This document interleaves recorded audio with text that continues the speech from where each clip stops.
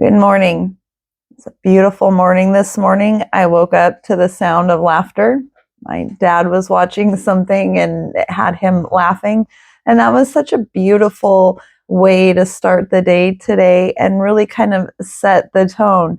Even though there are some conflicting energies coming up as we have planets moving into Aries for the first time in a long time, and we are transiting out of a lot of these periods of stagnation into more forward movement. And a lot of us are still kind of waiting for that clarity to arise in order to know what steps those are going to be for us. There's a lot of uncertainty around us. So there is discomfort in the energies, but that laughter, all of that vibe really indicates that they are going in the right direction. So hold on. There are a lot of readings out there and a lot of messages out there around bracing for what is coming. And I don't want us to brace. We have spent too much of our life bracing for energies to come towards us. This bracing is more of that survival frame of thinking. So I want us to step out of that bracing and into a state of self-trust. You have gone through what you have gone through in order to build the resiliency and the strength and tenacity that you need to discern what is for you and not for you in this energy.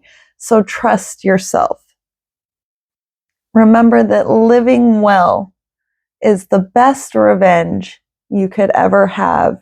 And gratitude and joy are sacred rebellion in a world that is propagating messages of fear and division. So seek unity, seek joy, seek gratitude. We are in about the middle of Mercury retrograde, and this brings a lot of energy around the past coming back and bringing things up for review and a chance to realign these energies. But if you are waiting for something from the past to show up and it doesn't, don't take that as a negative sign. That merely indicates that the karma that was being carried through that relationship has been metabolized. You have done the work that was needed in that relationship. So if past relationships are not coming back around for review and recalibration, then that means their purpose has been served, and you can treat that energy with gratitude in your own perception. There is a great deal in the energies that are asking us to be more intentional. Right? We have a desire to be more intentional with our thoughts and our actions and what we are choosing to carry forward. We have something more to learn. The new moon and the equinox that comes the day after the new moon. I think the equinox is on the 20th, the new moon is on the 19th.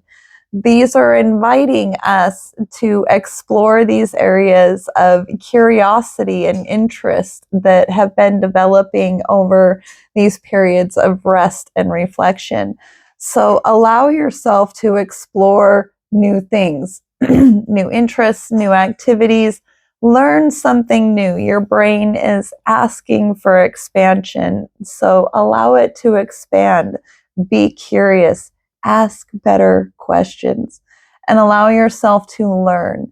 Remember, we are practicing having more fluid, flexible, and adaptable identities. We are abandoning and eliminating. I was going to say discarding, but we are discarding, eliminating, and abandoning these fixed identities that no longer serve because their context, their nuance has all changed. And the old way is no longer serving because the world around us is not what it was when those identities were formed. So be open and willing to learn new things and explore that. See how far it takes you. There are lessons that we missed from before. And the Mercury retrograde is bringing up things to reevaluate. Some of us are really waking up. Some are just starting to wake up. And so for those of us who have been on this path for a while, shine bright, because some are really just starting to wake up. They are looking for clarity. You are looking for mission and purpose and looking for this next level of evolution. So you're re-entering a seeker phase. Okay. And you have learned and are learning that the seeker and the observer are really two sides of the same coin. Okay. So allow yourself to learn what this new influx of energies is bringing towards you, and understand that all of this is bringing you into more integrity, more awareness of self. Okay. So there is the seeker within us and the observer within us. Bring it all back inside to test whether things align with you or not. Your body knows what you came here for. So live purposely in every moment, and understand that this evolution, this growth is not linear. It's a spiral, and you can choose consciously to spiral upwards and awaken, or spiral downwards and become like Lot's wife and turn into a pillar of salt stuck in the past. There is a timeline split that occurs when societies are put through the strain that conflict and chaos, like we are witnessing, cause. There are going to be those who are going to rigidly stick to the old ways and try to get back to those familiar forms of suffering just because there's comfort in familiarity. There are those who are going to find comfort with the devil they know ahead of seeking these new levels and new devils, right? And we're never going to get out of having challenges. We came here for this. We came here for the challenges in order to self-reveal, in order to self-discover. So fully embrace the change. Allow it to spiral you up towards ascension. Okay. And spiraling is noting the circuits, the circles, the patterns and cycles. Okay. So move intentionally enough to integrate the wisdom that you are gleaning. This is that balance between the masculine sympathetic nervous system, the right hemisphere of the brain, and the parasympathetic nervous system, the feminine energies, the left side of the brain, which is more about feeling, right? So balancing the logic and the feeling. And your body is the guide to that. So don't get lost in your thoughts. Don't let stinking thinking circle around. Always tap into your body. Your body will tell you what is for you and what is not. It came pre-programmed with what it wanted to experience. So don't run from the challenge. Invite in the opportunity to learn and expand and discover how you can increase your capacity and the beauty of yourself that can. Do not avoid the hard behavior change. What you avoid, because there are cycles and circles, what you avoid now in calculated risk, in the boundary setting that needs to happen, will only compound and compile and come back around to meet you with more force later. So what you avoid and delay and put off today will come back with more power behind it later. So this is how we create towers in our lives. Harley, please don't bark right now. This is how we create towers in our lives, is by avoiding and running from and delaying the calculated risks that are before us now. This isn't a time for rumination. Okay? We got to stop chewing our cud and make the hard behavior changes. This is why you were put through the tests and trials that you did to yourself in order to develop the strength, resiliency, and fortitude necessary to accomplish your goals. Because you are here to do great things. But greatness isn't given to those with weakness that can be exploited. Recognize where your self-doubt and limitations are creating the illusion of trapped, stuck, being bound. These are cracks in your foundation that need to be rooted out so that you can maintain your stability, security, and safety. You are able to protect and defend your own foundation. What are you rooted in? Is any of it tied into doubt or limitation? Is fear in the narrative of your foundation? Or have you harvested the fruits of your effort? Have you harvested and done the work? Did you integrate your shadow? Where you haven't integrated your shadow is going to come up. Remember that you are competent. Do the key learning. Choose preparation over avoidance. This is where your resilience, your confidence, and your courage comes from. This is how we cultivate self-trust. That was the word I was looking for over harvest. Cultivate. We are cultivating this. You are a masterpiece in progress. Choose the heart right action. Your heart will tell you what the right action is. What makes this journey meaningful to you? What brings you fulfillment? And follow those. If you are experiencing heat in your body, tightness in your throat, your heart compression, those are all indications that fear is entering in. And that is indicating an area where you need to take action. So what behavior change are you avoiding? What relationships in your life? And relationship takes many forms. We are in relationship with our experience. So what relationships with others, with people, places, things, our careers, our environments, and those around us, what needs to change? And you can discover that by asking yourself, how does speaking my truth feel in this situation? And note where the fear is coming up. That is what you need to face.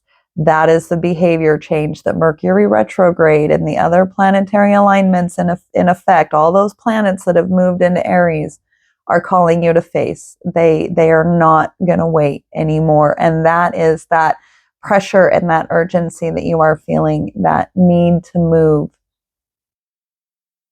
So how are you standing in your own way and self-sabotaging? Where are you sacrificing your integrity for belonging and tribalism? Okay.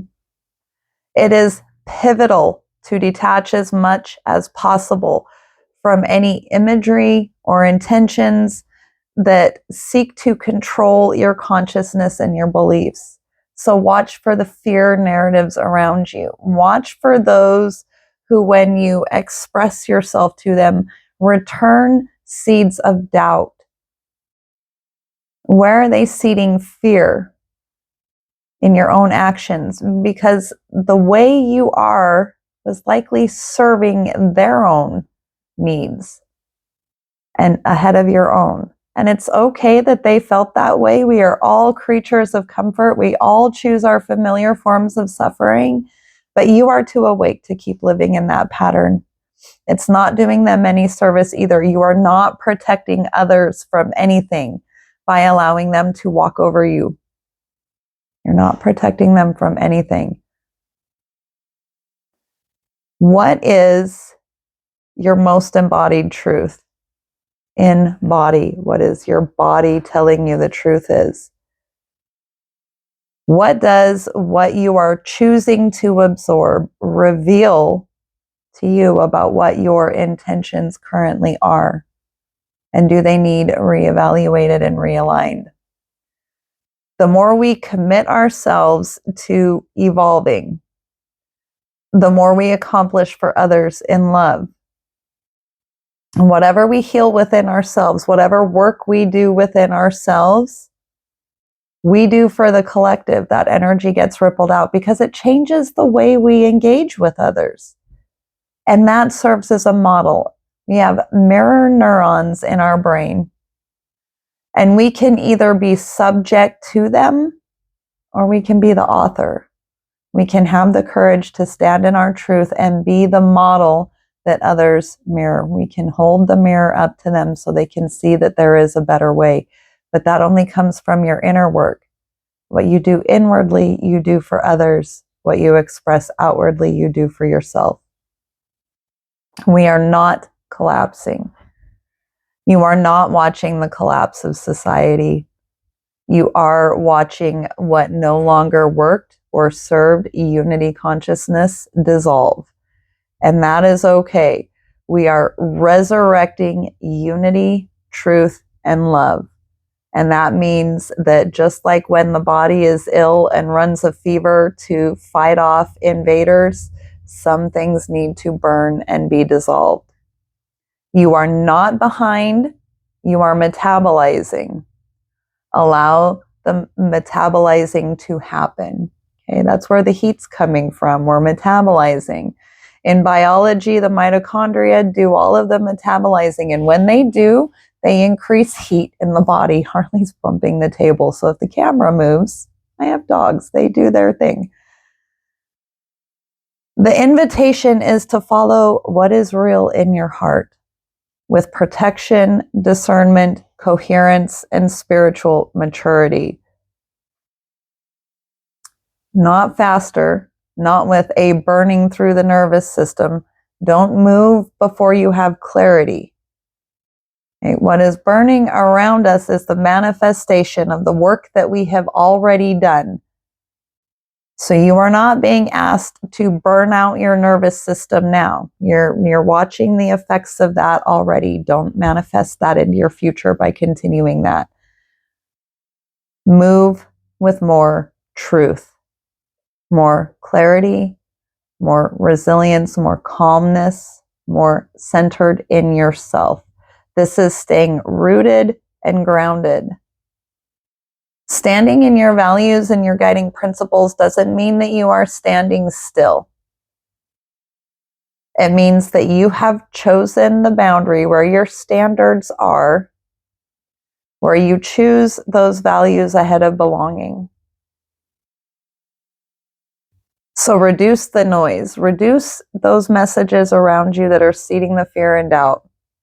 Reduce the noise where you need to, in order to receive the clarity and connect with your inner guidance. If you are feeling overwhelmed by what is going on in the world around you, take a break, turn it off. Find something that you can do to learn in an empowering, heart-centered way. This is how you are going to calibrate your inner compass. Calibrate with it, because it already exists. If your inner compass is spinning wildly, reduce your cognitive tasks. Reduce your cognitive load and your task load. Focus on one or two simple, straightforward things right in front of you, the next indicated step. And take that one, and then just keep following that one at a time if necessary, but reduce the noise so you can hear and follow your own inner compass ahead of the messages that are trying to push and pull you out of center. If you are centered, proceed courageously with trust. Trust in what you have learned from your experience. You have a PhD in your own experience, and it was given to you for this. You came for this. It wasn't for nothing. You came for this. You have everything you need to proceed forward, so do it courageously and with trust.